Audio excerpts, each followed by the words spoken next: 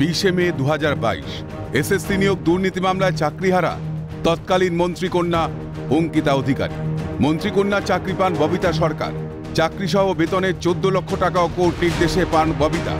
ঘটনাচক্রে এই ববিতার করা মামলায় এসএসসি নিয়োগ দুর্নীতি মামলায় অঙ্কিতা অধিকারীর বিরুদ্ধে বেআইনিভাবে চাকরি পাওয়ার অভিযোগ ওঠে।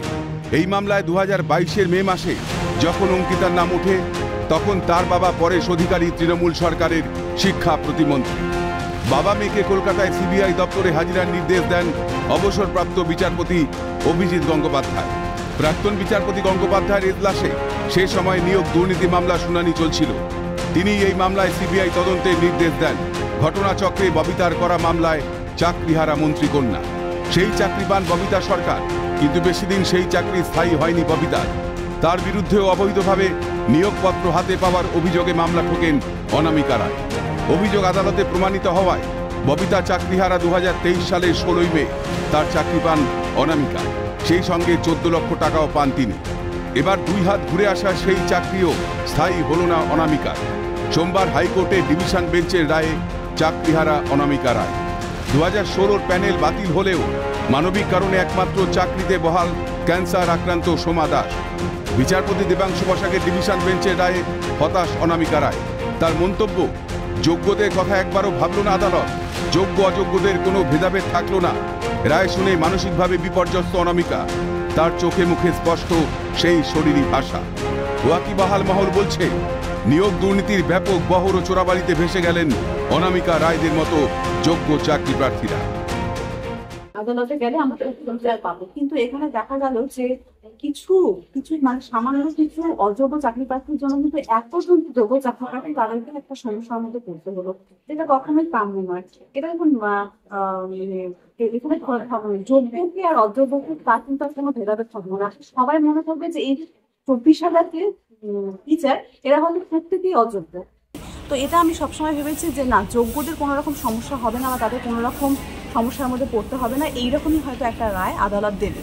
বিচার ব্যবস্থার প্রতি তো আমার অবশ্যই ভরসা আছে, কিন্তু এই রায়টা দেখার পর আমি ভাবছি যে তাহলে কি আমার কোনো জায়গাতে বিচার ব্যবস্থার প্রতি কি মানে আস্থাটা যে ছিল সেটা কি ভুল? কারণ এইরকম একটা রায় কিন্তু আমি কখনো আশা করিনি। মানসিকভাবে যখন বিপর্যস্ত অনামিকা রায়, তখন সহযোদ্ধাদের নিয়োগের দাবিতে সোচ্চার চাকরিতে টিকে থাকা সোমা দাস। প্যানেল বাতিল হলেও মানবিক কারণে আদালত সোমা দাসের চাকরি বহাল রেখেছে।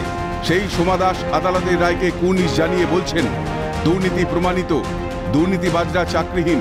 তার দাবি, এসএসসি নিয়োগ বড়সড় দুর্নীতি, সেটা প্রমাণিত হয়েছে।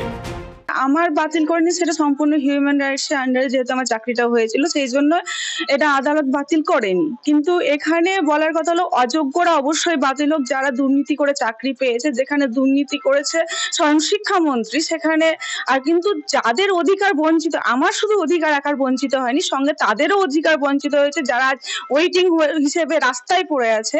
এবার দুর্নীতি যেমন প্রমাণিত হলো, দুর্নীতিকারীদের চাকরি বাতিল হলো, তার সঙ্গে এটাও আশা করবো যে অতি দ্রুত যেন আমার সহযোদ্ধাদের যারা ওয়েটিং হিসেবে পড়ে আছে তাদের জন্য চাকরিটা অবশ্যই হয়। তাদের কথা মনে করছে, কারণ মাননীয় প্রাক্তন বিচারপতি অভিজিৎ গাঙ্গুলি বারবার বলেছিলেন একটা বড়সড় দুর্নীতি হয়েছে।